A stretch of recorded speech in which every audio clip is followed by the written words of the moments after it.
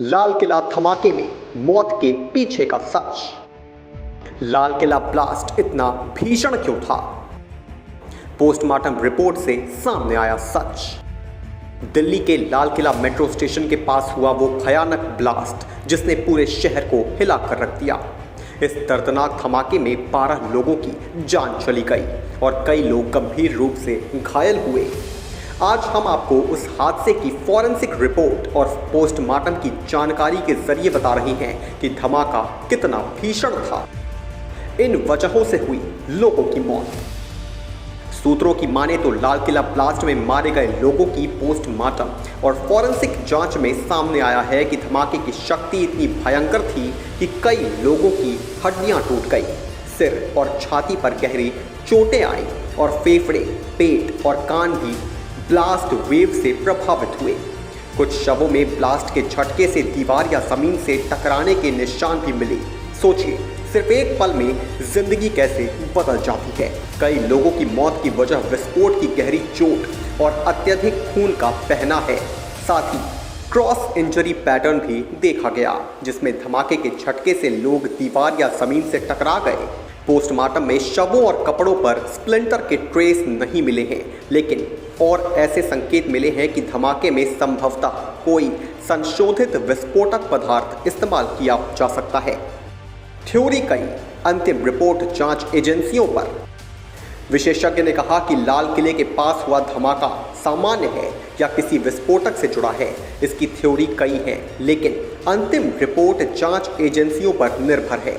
हालांकि फॉरेंसिक स्तर पर मौत का प्राथमिक कारण ब्लास्ट वेव यानी विस्फोट की लहर से हुई आंतरिक चोटें, छर्रे या धातु के टुकड़ों से हुए गहरे घाव या अत्यधिक रक्तस्राव, शॉक या फिर जलने के आधार पर जांचा जाता है।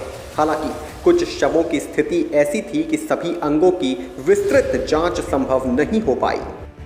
पूरी तरह तैयार नहीं था बम। सुरक्षा एजेंसियों के धमाके को आत्मघाती हमला नहीं मानने के पीछे तर्क है कि उमर ने कार से सीधे टक्कर नहीं मारी जैसा कि आत्मघाती हमलावर करते हैं। बम भी पूरी तरह विकसित नहीं था। धमाके से मौके पर कोई गड्ढा भी नहीं हुआ, कोई छर्रे या धातु की कोई अन्य वस्तु भी नहीं बरामद हुई। धमाके के समय कार चल रही थी। आईईडी का इस्तेमाल नहीं किया गया। बड़ी साजिश हुई नाकाम।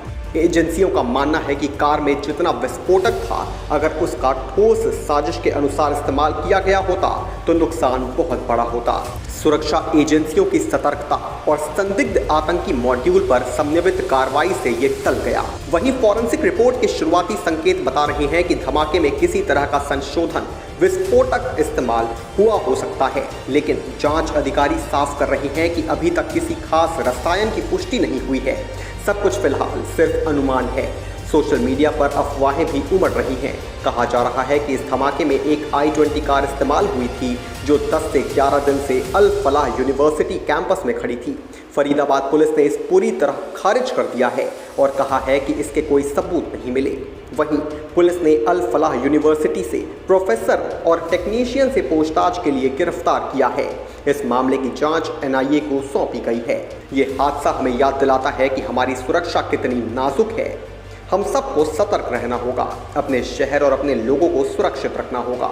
हमारे दिल उन परिवारों के साथ हैं जिन्होंने अपने परिजनों को खोया है। इस मामले की जांच और नए खुलासों के लिए जुड़े रहिए। सब्सक्राइब करें और बेल आइकन दबाएं ताकि आप सबसे पहले जान सकें कि आगे क्या सामने आता है।